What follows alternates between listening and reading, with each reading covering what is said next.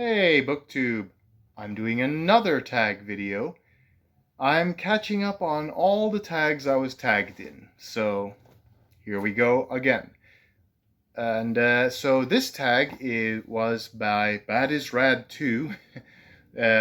She called it by her own name, Bad to be Rad tag. So she had a series of 5 questions, and I am going to answer them. They're, of course, mostly book related, and yeah, I think I got some pretty interesting stuff here. So, interesting answers. So let's go to question number 1. What was a book people said was bad, but I thought was rad? That would have to be The Sunset Warrior by Eric von Lustbader. People say this is cliche, cheesy 70s sci-fi and fantasy, sword and sorcery that's been repeated one too many times. But I like it. A post-apocalyptic fantasy world where with kind of Asian flavor to it. Really interesting. Really interesting. There are actually 5 books in this series, but I'm just holding up the first one to represent all 5. People say the series was really bad, but I enjoyed it a lot. The fight scenes were a bit tedious, but the world itself was grim and but also fascinating to explore. I really enjoyed this. And the flowery language, you might or might not like it, but I thought it was okay. So, that was a cool book. Question number 2. What book gave me the creeps and had me looking over my shoulder? So there is an anthology collection of children's scary stories to tell in the dark. I have it. My sister-in-law has it at her place. It was one of the books I had growing up. The one story in it, Me Tai Doti Walker, that one really scared me. So if that one really chilled me. When I hear someone outside singing, like if I hear some drunkard or some party going on and some people out just outside the boundaries of my house singing, and then they get closer and closer, like they're passing by my street, I get kind of scared that I'm going to experience a home invasion. Me Tai Doti Walker. Oof. That one gave me the chills as a child. And till this day, I am afraid of voices outside getting closer and closer to your home. Okay, question number 3. If I could erase my memory of this book just so I could read it again, what book would it be? That would be The Second Sleep by Robert Harris, just so I can experience the really, really huge twist that comes in chapter 3, and I'm like, whoa, I didn't know what I was reading. Just so I can experience the gigantic twist in The Second Sleep again, I would want to erase my memory of this book. Plus, I also enjoy handling this book, and I love the inky blue. I want to reread this book, but I wish I wasn't already. I wish I could enter it fresh in my mind. Enter it with a fresh memory, reset memory. I really wish I could. Ignore the motorcycle. Question number 4. If I was allowed to bring only 5 books with me to a deserted island, which books would I choose? So, I have compiled a list of the usual suspects. I have flashed these books up on my channel multiple times. I'm sure people have gotten sick of them. But they are my all-time favorite books. The first one is, of course, my own book, The Coffee Thief. my own book because I just like to remind myself, you can do it, William. You can do it. This is your book. This is your magnum opus.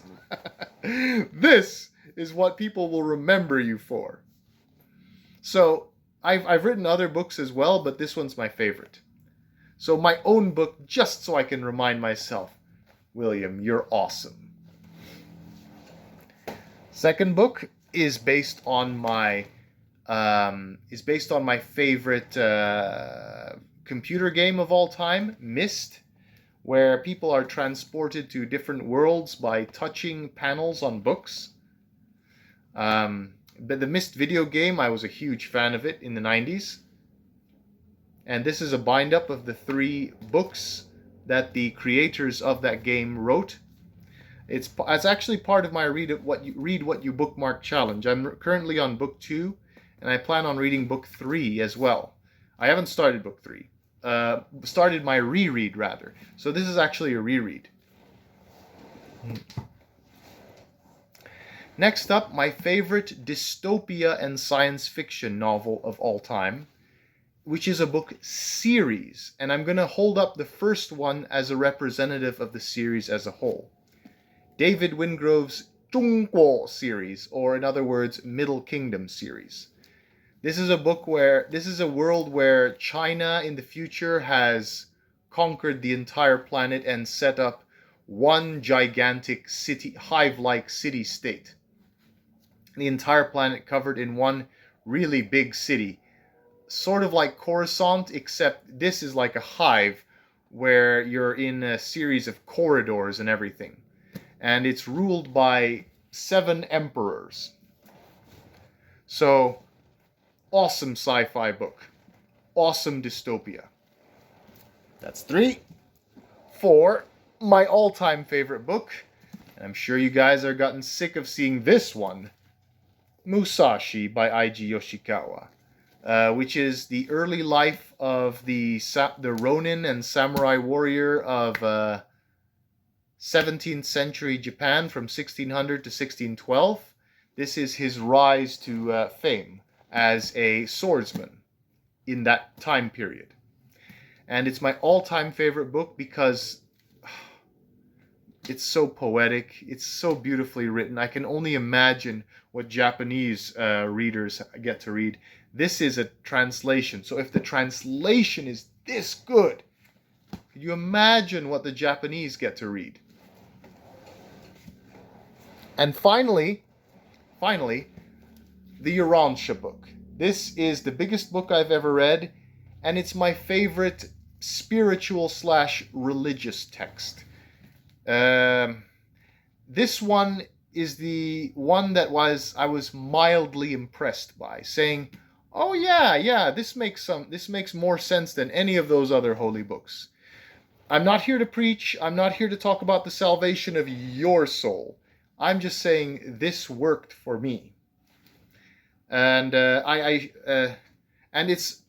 well over 2,000 pages.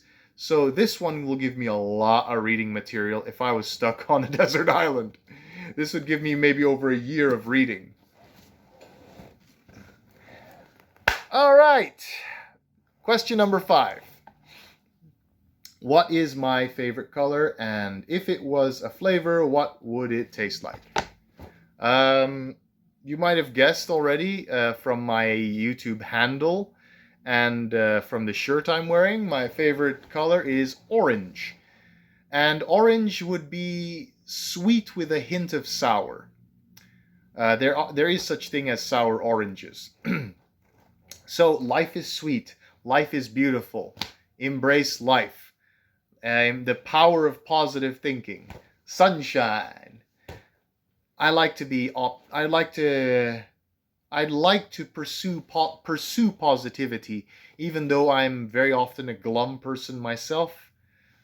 I try to look on the bright side of things. I like to chase happiness, and happiness is represented in the color orange. For me, anyway. And why sour? So there is pain in life. There is difficulties in life. There is hardship, and the joy is not the same without the pain. That's actually a lyric. That's actually a line in a song. Uh, you can find it on you should Google that. Google that song. The joy is not the same without the pain, and that's what the sour represents. And the joy is mostly the sweet. So, orange. Number six. Tag someone. Not now.